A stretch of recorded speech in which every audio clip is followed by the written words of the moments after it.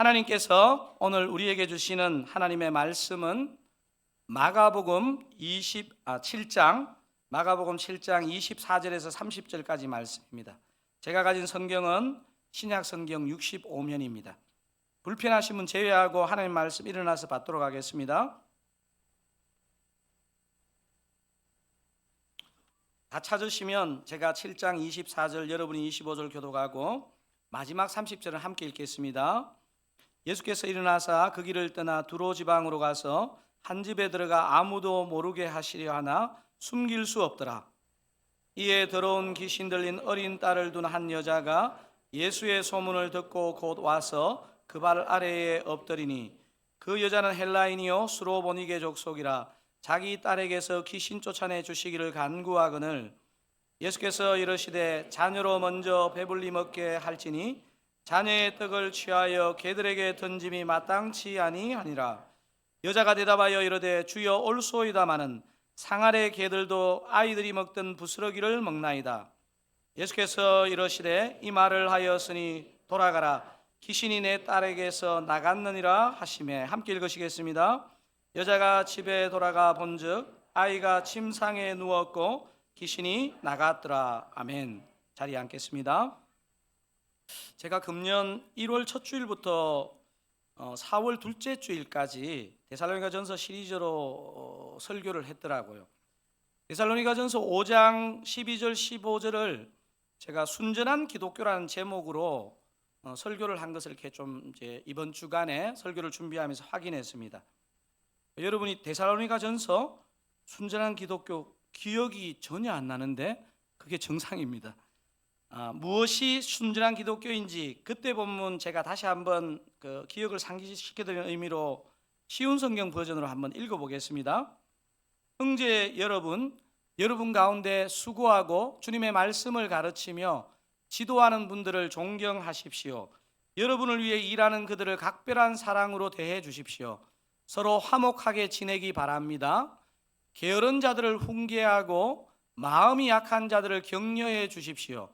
힘이 없는 자들을 도우며 모든 사람을 인내로 대하십시오.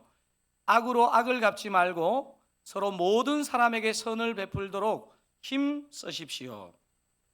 방금 읽은 이 본문은 목사와 성도의 관계, 성도 서로 간의 관계에 대한 바울의 실제적인 겉면을 담고 있습니다. 이 본문이 뭘 말합니까? 순전한 기독교에서 사람 관계, 대인 관계가 참으로 중요하다는 말을 바울이 하고 싶어 하는 것입니다. 저와 여러분이 기독교인이 되었다, 이걸 무엇으로 증명하느냐? 사람 관계로 증명하라는 것입니다. 주보에 오늘 설교의 제목이 혹시 뭐라고 적혀 있나요? 예수님을 만난 사람들 4, 수로보니게 여인, 이렇게 적혀 있습니다.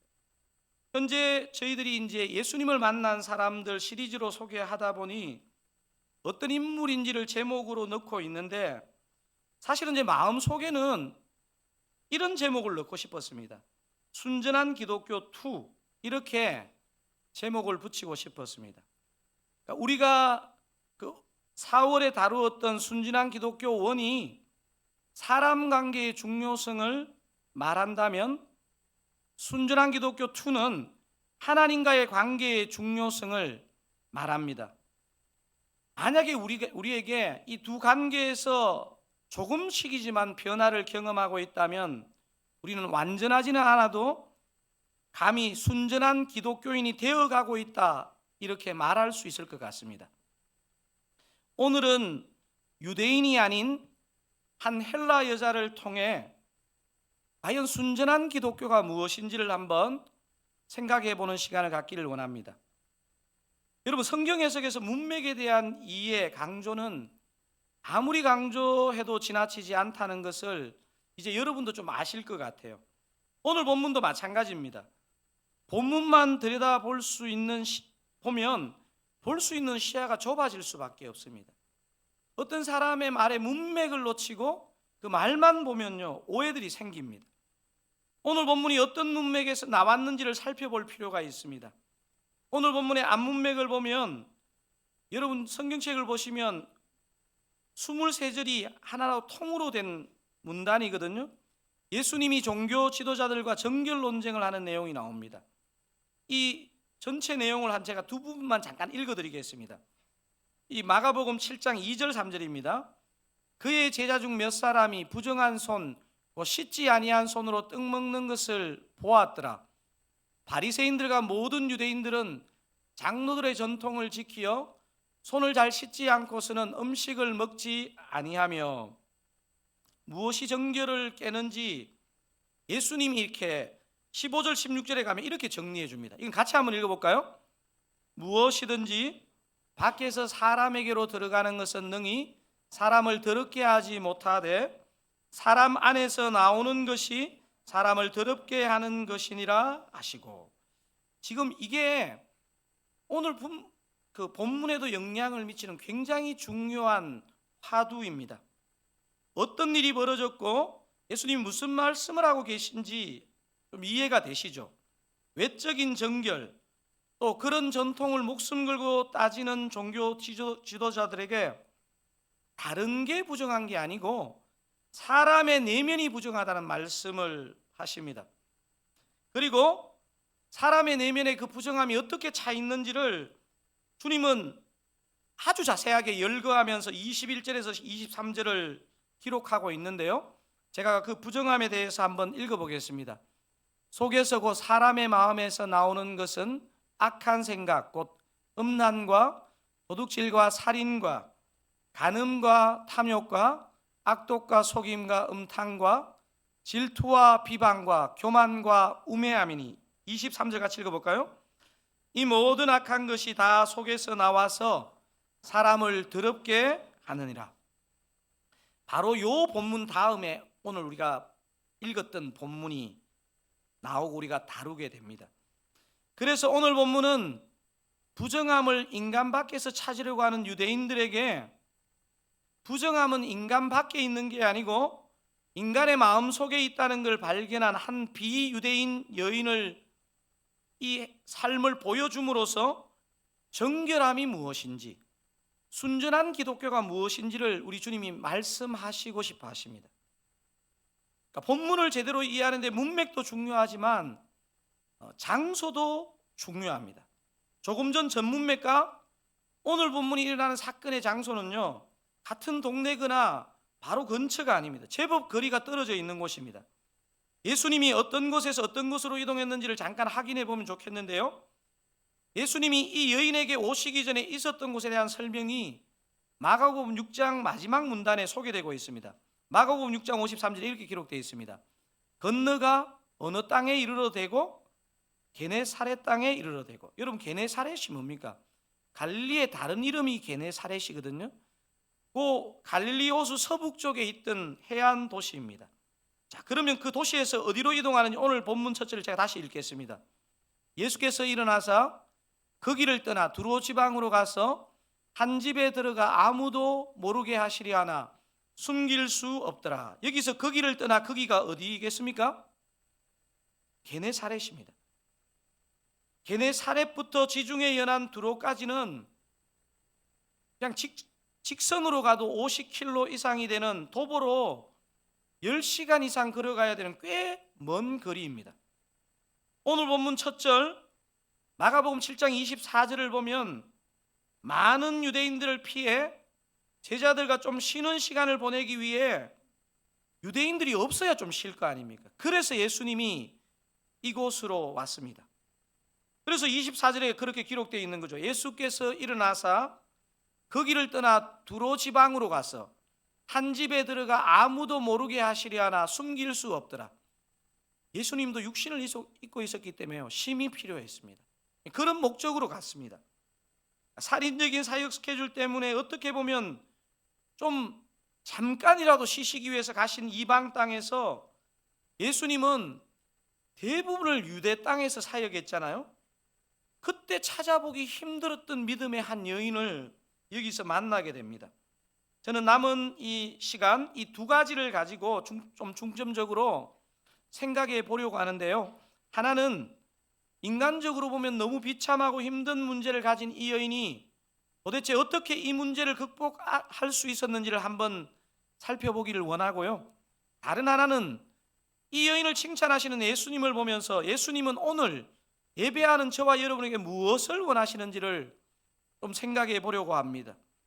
먼저 이 여인이 갖고 있었던 문제가 무엇이고, 이 문제를 어떻게 이 정말 넘기 힘든 이 문제를 어떻게 극복할 수 있었는지를 한번 생각해 보기를 원하는데, 여러분 25절 26절, 제가 먼저 25절 읽고 26절 여러분 같이 한번 읽어보겠습니다. 이에 더러운 귀신 들린 어린 딸을 둔 한 여자가 예수의 소문을 듣고 곧 와서 그 발 아래에 엎드리니, 여러분 26절요, 그 여자는 헬라인이요.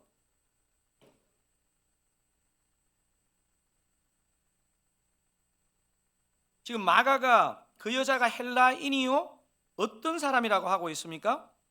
수로보니게 족속. 이 수로보니게라는 단어가 어디서 나왔을까요?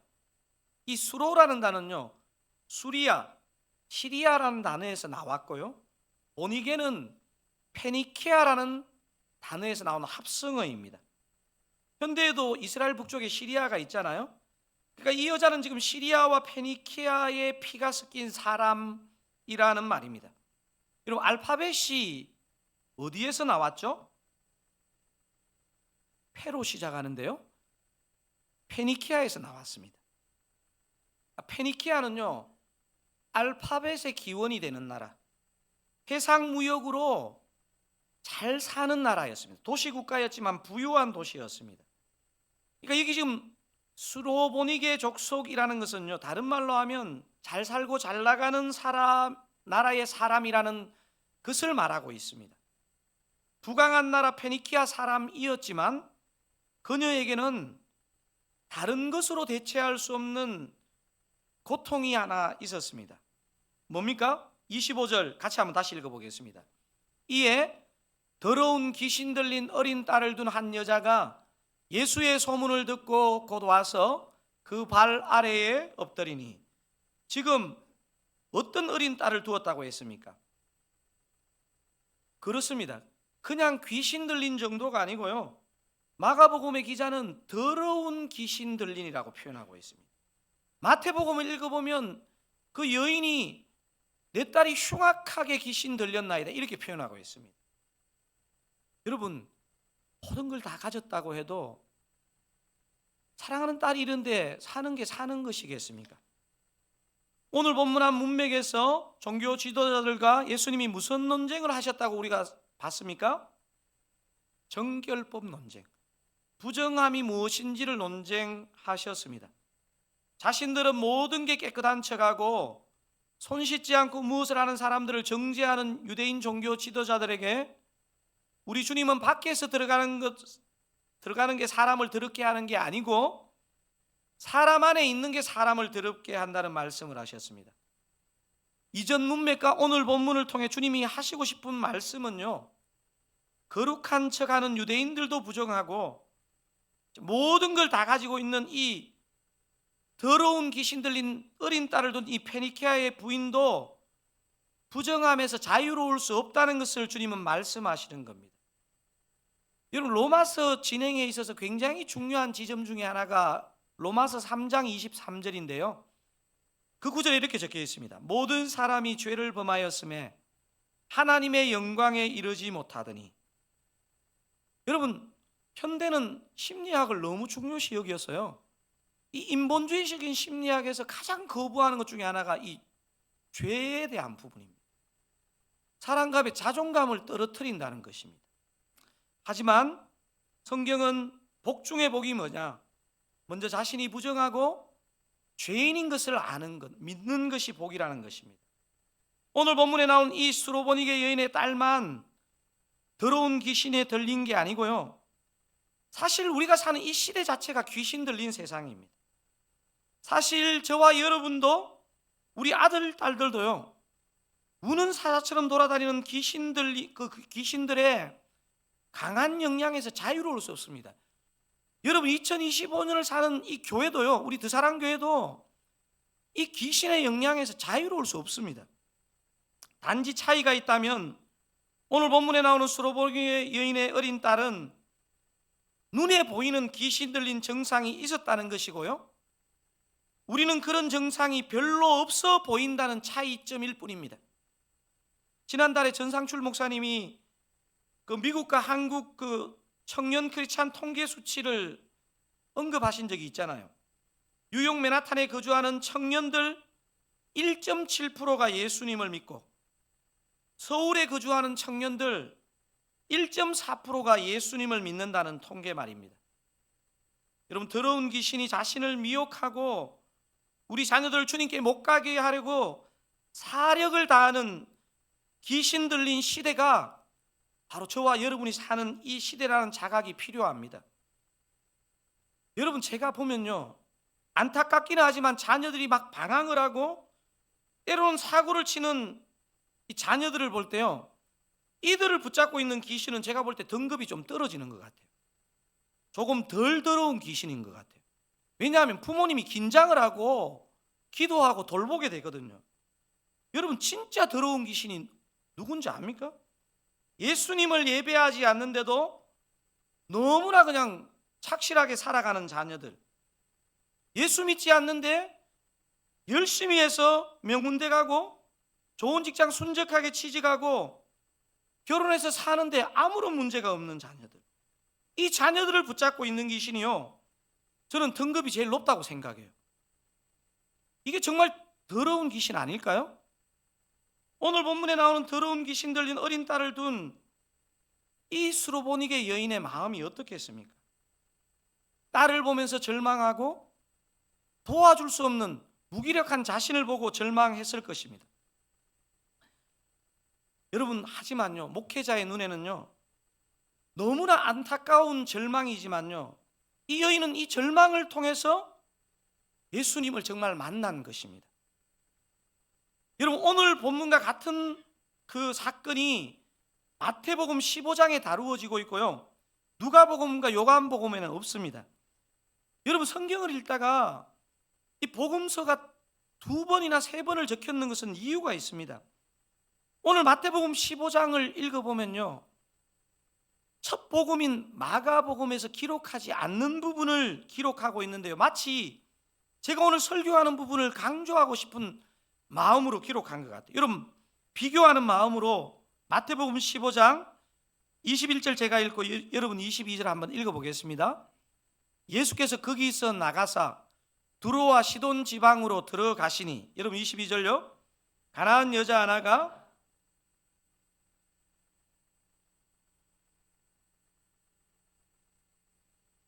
내 딸이 흉악하게 귀신 들렸나이다 하되, 여러분 지금 너무 편안하게 읽으시는 것 같아요. 이거는 굉장히 간절함으로 읽어야 됩니다. 지금 가나안 여자 하나가 누구겠습니까? 수로보니게 여자입니다. 그 지경에서 나와서 소리질러 이르되 뭐라고 말합니까? 주 다윗의 자손이여 나를 불쌍히 여기소서. 지금 무엇이라고 부르시죠? 주 다윗의 자손이요, 예수님을 향해서 나를 불쌍히 여기소서. 이거 지금 요즘 들어본 외침 아닙니까? 지난주에 살펴본 여리고 소경 바디메오가 부른 예수님의 호칭과 구한 내용이 거의 똑같습니다. 주 다윗의 자손이요. 여러분, 두 사람이 마치 같은 교회를 다닌 것 같아요. 비록 이방 여인이고 비록 소경이지만 이 절망을 통해서 예수님을 메시아, 그리스도, 구세주로 믿었다는 사실을 말해주는 표현입니다. 수로보니게 여인이 자신의 가장 심각한 문제, 가장 중요한 문제를 해결받은 것은요, 바로 그녀가 예수님을 구주로 믿었다는 사실에 있습니다. 우리 인생은 우리는 문제가 얼마나 심각한가에 집중하지만요, 문제 해결의 열쇠는 주님을 진짜 구주로 믿고 사느냐에 달려있다는 사실입니다. 그래서 오늘 첫 번째 메시지입니다. 이게 더러운 귀신 들린 어린 딸을 둔 수로보니게 여인은 문제 해결의 열쇠들 중에서 첫 번째는 이것입니다. 여러분 같이 한번 저 내용 읽어볼까요? 문제 해결의 가장 중요한 열쇠는 그 문제의 심각성에 달려있지 않고 문제를 해결하실 분을 어떤 존재로 생각하느냐에 달려있다는 것입니다. 자, 문제 해결의 가장 중요한 열쇠가 문제 해결을 하실 분을 어떤 분으로 내가 생각하고 믿느냐에 달려 있다는 것입니다. 여러분 정말 이걸 믿으세요? 주님을 내 인생 모든 문제의 주인으로 받아들이는 게 가장 중요합니다.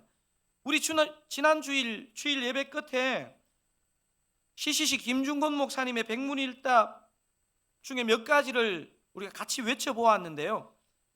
제가 이번 주간에도 다시 그 백문일답을 다시 이렇게 쭉 살펴보면서 중간에 진짜 재밌는 게 많더라고요. 사실은 29번 30번에 이런 게 있더라고요. 29번에 제가 한번 읽어보겠습니다. 우리가 사탄 눈을 똑바로 쳐다볼 수 있는 이유는 무엇입니까? 예수. 여러분 안 웃으시는데 30번에 이런 게 있습니다. 진짜 단어가 너무 웃었습니다. 사탄을 개무시할 수 있는 이유는 무엇입니까? 예수 그리스도. 사실 이거보다 더 진한 말이 그 다음 번호에 있는데 여러분 시험 들까 봐 안 올렸습니다. 오늘 이 지금 메시지와 관련하여 힘이 되는 백문일답이 있어 몇 가지를 소개합니다. 제가 한번 읽어보겠습니다. 여러분 예수 그리스도라고 답을 한번 해주시면 좋겠습니다. 38번. 나에게 놀라운 일을 행하셨고 지금도 행하시는 분은 누구십니까? 숨 쉴 수 없던 나를 다시 살리신 분은 누구십니까? 절망 따위가 나를 꺾지 못하는 이유는 무엇입니까? 환경 따위가 나를 속이지 못하게 하는 이유는 무엇입니까? 질병 따위가 나를 아프게 하지 못하는 이유는 무엇입니까? 죽음이 나를 묶지 못하는 이유는 무엇입니까? 여러분 답이 무엇입니까? 저와 여러분이 아무리 절망적인 문제에 빠졌다고 하더라도 우리 예수님을 주인으로 모시는 자는 그 문제에서 반드시 풀려날 줄 믿으시기 바랍니다. 지난 주일 바디메오도 오늘 본문의 수로 보내기의 여인도 이 백문일답을 만든 김중건 목사님도 문제를 해결받은 가장 중요한 포인트가 무엇이라고 합니까? 예수 그리스도. 예수 그리스도를 우리 삶의 주인으로 고백할 때 우리 삶의 문제는 끊어질 줄로 믿습니다. 여러분 제가 이렇게 힘있게 말씀하면 여러분 마음속에 이런 반문이 올라올 수 있습니다. 목사님, 그러면 제가 예수님을 구주로 믿지 않는데 주일 예배를 드리겠습니까? 근데 왜 제 삶의 문제는 여전히 잘 해결되지 않는 것이죠? 이에 대한 답을 오늘 수로보니게 여인이 저와 여러분에게 분명히 해줄 겁니다. 주님은 저와 여러분을 보실 때 무엇을 중요하게 보실까요? 여러분 이런 생각 한번 해봤습니까? 주님이 우리를 보실 때 뭘 중요하게 여기실까요? 우리의 외모일까요? 죄송하지만 아닌 분도 계신 것 같은데요. 우리가 얼마나 윤리적으로 사는 것일까요? 우리의 능력일까요? 전혀 아닌 것 같습니다. 저는 이 말씀을 준비하면서 주님이 나를 향해서 딱 하나 보시는 게 있는데 그게 믿음이라고 저는 확신합니다. 믿음장인 히브리서 10장에 그런 말이 있어요. 히브리서 11장 6절 제가 읽어보겠습니다. 믿음이 없이는 하나님을 기쁘시게 하지 못하나니 하나님께 나아가는 자는 반드시 그가 계신 것과 또한 그가 자기를 찾는 자들에게 상 주시는 이심을 어째야 할지나 믿어야 할지니라. 아멘. 믿음이 없이는 하나님을 기쁘시게 하지 못하나니 믿어야 할지니라. 주님은 저와 여러분에게 믿음 하나 딱 보시는 것 같아요. 물론 이것도 들어가 보면 이 믿음도 하나님의 은혜로 주신 것입니다. 여러분 오늘 우리가 살펴본 첫 번째 포인트도 믿음이고요, 우리가 오늘 살펴볼 두 번째 포인트도 실은 믿음입니다. 첫 번째 포인트가 우리의 믿음이 작동하기 위해서 바라봐야 될 분, 믿어야 될 분이 누군가에 관한 것이고요, 두 번째 포인트는 우리의 삶의 실제적인 문제 앞에 믿음을 어떻게 사용해야 하느냐는 것입니다. 자, 그래서 여러분 두 번째 메시지, 더러운 귀신 들려 어린 딸을 둔 수로보니게 여인의 문제 해결의 열쇠들, 두 번째는 이것입니다. 여러분 큰 소리로 같이 한번 읽어보겠습니다. 삶의 실제적인 문제들 앞에서 믿음을 사용해야 합니다. 무엇을 사용해야 한다고요? 믿음을 사용해야 합니다. 여러분 오늘 본문에는요, 이 짧은 본문 안에 수로보니게 여인에게서 발견되는 믿음의 어떤 속성들, 중요한 본질적인 특징들이 나타나 있습니다. 첫 번째는요, 듣고 마음으로 믿는 믿음입니다. 오늘 본문 제가 마가복음 7장 25절 다시 한번 읽어보겠습니다.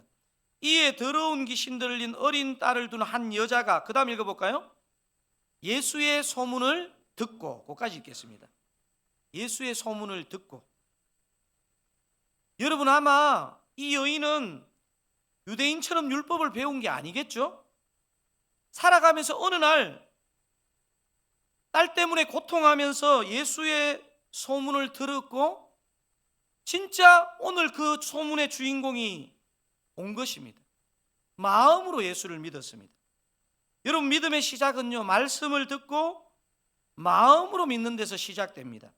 여러분, 로마서 10장 17절에서 그렇게 말하잖아요. 그러므로 믿음은 어디에서 나며? 들음에서 나며, 들음은 그리스도의 말씀으로 말미암았느니라. 제가 이런 말씀을 볼 때마다요, 정말로 막 훈련하고 막 하는 것들에 대해서 한 번씩 회의가 될 때가 있어요. 제가 보니까 막 훈련해서 사람 바뀌는 게 큰 것 같지 않고요, 믿음은요, 들음에서 나요. 여러분, 그 여리고의 창녀였던 라합도요, 그냥 소문을 통해서 예수를 믿었어요. 오늘 이 여인도 유대인이 아니에요. 율법을 공부해서 예수님을 믿은 게 아니에요. 사랑하는 사랑가족 여러분, 먼저 그리스도의 말씀을 잘 들으심으로 마음으로 잘 믿으시는 여러분 되시기를 바랍니다. 수로보니의 여인에게서 발견되는 믿음의 첫 번째 특징이 뭐라 그랬습니까? 듣고 마음으로 믿는 믿음입니다. 두 번째, 참된 믿음은 절대로 1단계로 멈추지 않습니다. 2단계의 믿음이 뭐냐면요, 순종으로 이어지는 믿음입니다. 한번 25절 다시 한번 같이 읽어보겠습니다. 이에 더러운 귀신 들린 어린 딸을 둔 한 여자가 예수의 소문을 듣고 곧 와서 그 발 아래에 엎드리니. 지금 곧 다음에 뭐라고 되어 있습니까? 와서 그 발 아래에 엎드리니. 순종으로 이어지는 믿음입니다. 근데 여러분, 특별히 여기서 여러분 성경책에서 아래에 엎드리니, 발 아래에 엎드리니, 이게 굉장히 중요한 동사입니다.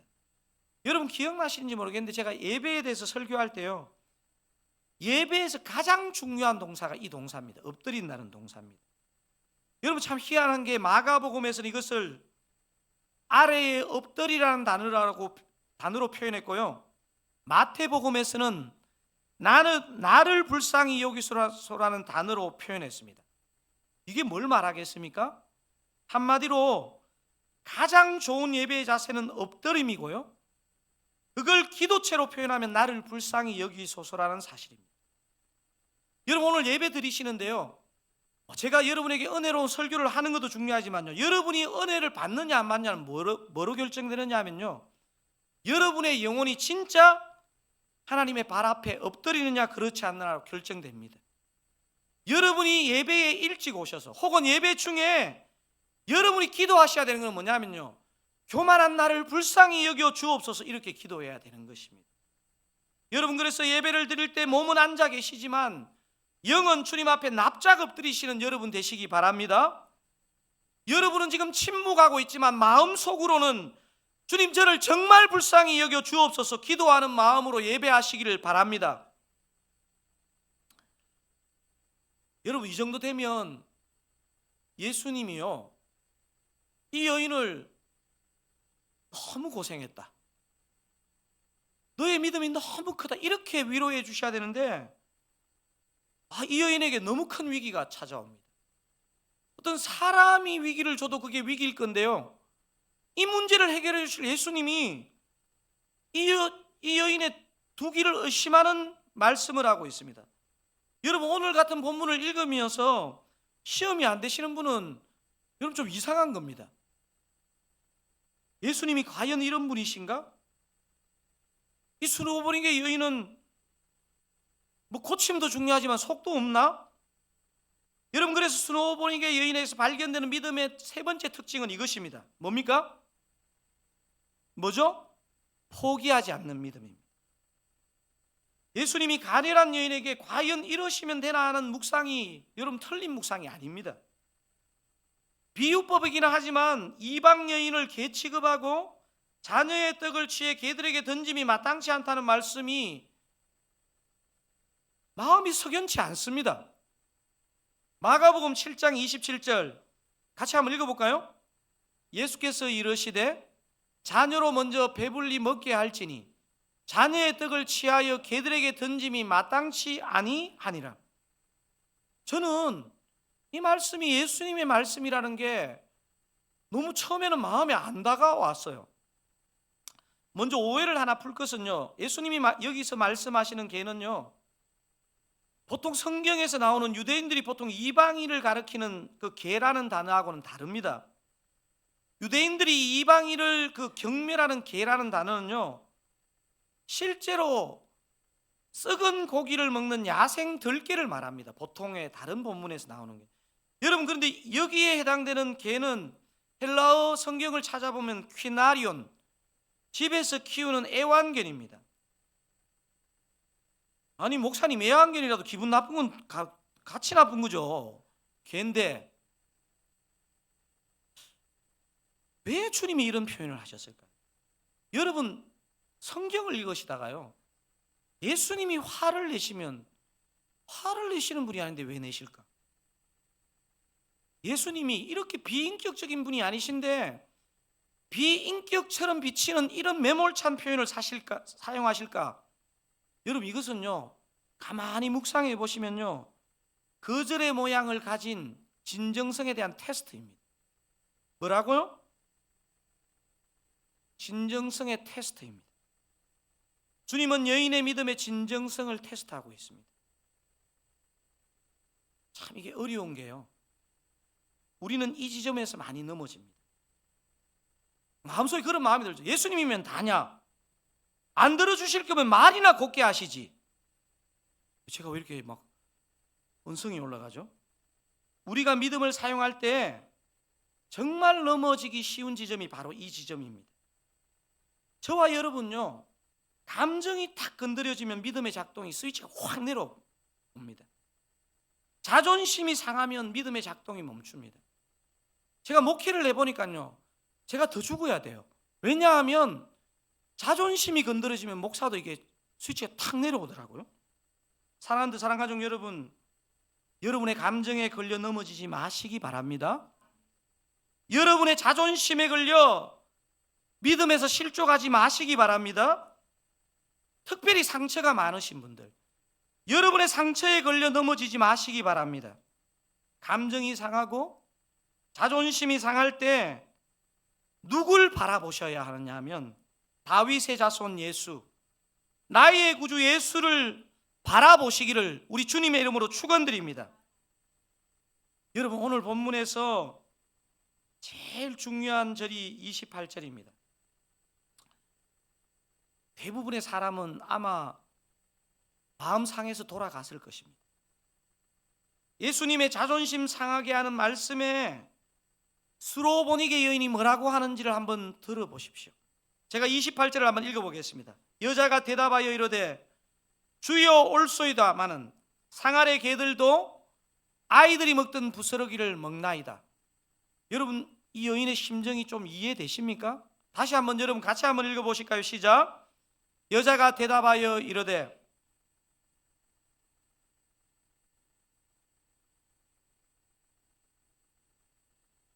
여러분 혹시 이 여인이 너무 비굴하게 느껴지십니까? 그냥 주눅 들어서 이런 고백을 했을까요? 오늘 네 번째 메시지가 제일 중요한 메시지입니다. 이 믿음의 작동에 있어서 제일 중요한 메시지는 네 번째인데요, 같이 한번 읽어보겠습니다. 예수님의 선하심과 자신은 아무것도 아님을 고백하는 믿음. 같이 읽어볼게요. 예수님의 선하심과 자신은 아무것도 아님을 고백하는 믿음. 이 믿음이 중요합니다. 제가 보니까 이런 것에서 칼빈 같은 사람은 하나님의 절대 주권을 신뢰하는 게 중요하다. 내 삶이 해석되지 않고 이해되지 않을 때에도, 때로는 내가 상처로 감정이 무너질 때에도 하나님의 선하심을 믿는 것, 진짜 내가 아무것도 아니구나를 내 영혼이 반응하는 것, 이게 진짜 믿음이라는 거예요. 주님을 만난 사람, 주님의 선하심을 아는 사람이요, 진짜 건강한 자존감을 가진 사람입니다. 저는 심리학을 공부하면서요, 대부분의 심리학자들이 인본주의 심리학자예요. 자존감을 정말 사람 중심으로 했어요. 그리고 제일 인본주의 심리학자들이 제일 싫어하는 게 죄인이라는 단어예요. 저는 전혀 동의하지 않습니다. 우리가 얼마나 죄인인지를 알수록 우리의 자존감은 높아지게 되어 있습니다. 우리가 뭐 더 떨어질 자존감이 어디에 있어서요? 정말 주님을 바라볼 때, 내가 어떤 존재인지를 바라볼 때 정말 자존감이 높은 사람이 되는 거죠. 여러분도 아시다시피 자존심이 센 거하고요, 자존감이 강한 것은 반비례합니다. 진짜 주님을 만난 사람은요, 자신의 옳음을 주장하지 않고 주님의 옳음을 인정합니다. 내가 어떤 사람인데 이런 생각하지 않습니다. 여러분 보면 대인관계에 어려움 생기는 결정적인 키가 뭐냐면, 내가 목사인데, 내가 누군데, 이런 생각이 작동할 때 이게 어려워지더라고요. 진짜 주님을 만난 사람은요, 자신이 아무것도 아님을 아는 사람이에요. Nothing. 아무것도 아닌. 이게 억지 겸손이 아니고요, 주님을 바라보니까. 그래서요, 여러분 여기서 이 부스러기 믿음이라는 게요, 어마어마한 믿음입니다.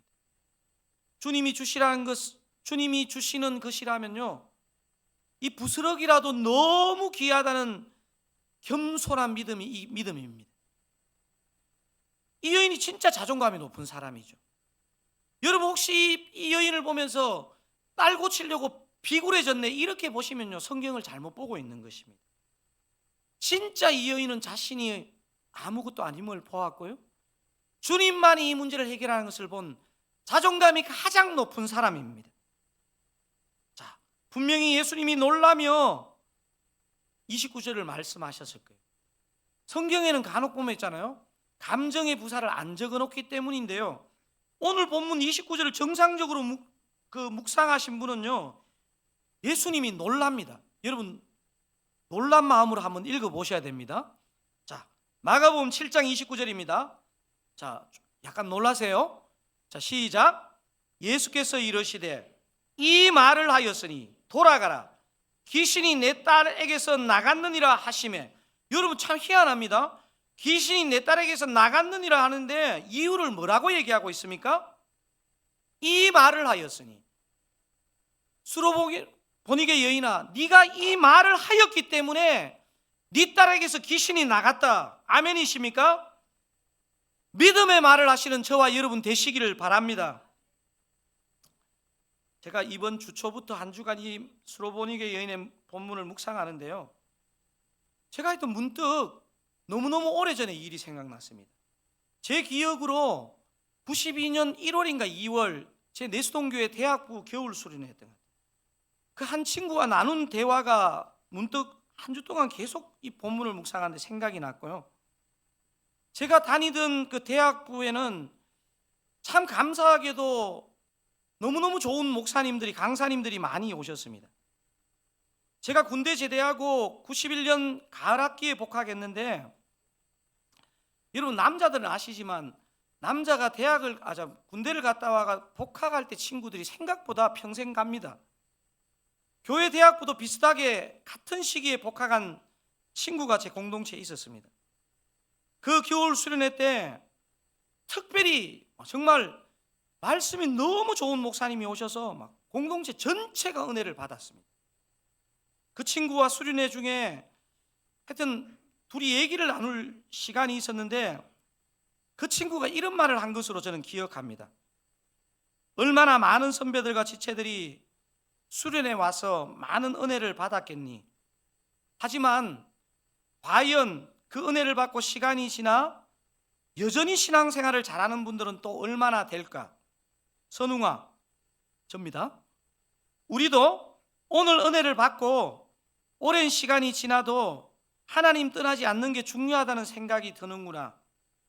이런 요지의 말을 그 친구가 했습니다. 현재 이 친구는 캐나다 토론토에 있는 건강한 한인교회에서 시무장로로 신실하게 섬기고 있습니다. 우리도 오늘 은혜를 받고 오랜 시간이 지나도 하나님 떠나지 않는 게 중요하다는 생각이 드는구나. 오늘 본문을 묵상하는데 이번 한 주간 내에 그 친구의 고백이 제 귀에 영적인 메아리처럼 울렸습니다.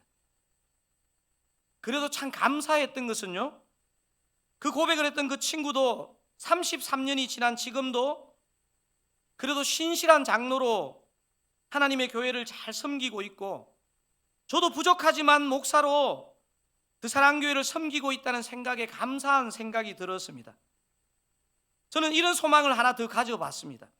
주님, 앞으로 30년이 지나도 30년이 지나서 살고 있을지는 모르겠지만 그 친구와 제가 주님을 떠나지 않는 믿음을 갖게 하옵소서, 이런 기도를 이번 주 중에 제가 했었거든요. 참 신비하죠. 2주 전에 그 친구가 딸을 결혼시켰어요, 토론토에서. 그리고 어제 저에게 전화가 왔습니다. 그래서 오늘 지금 2부 예배를 드리고 있습니다. 부부가 지금 같이 예배를 드리고 있는데요, 참 신비했습니다. 하나님이 저로 하여금 시간이 지나도 변질되지 않는 목사, 성도로 살 것에 대한 주님의 음성으로 들렸습니다.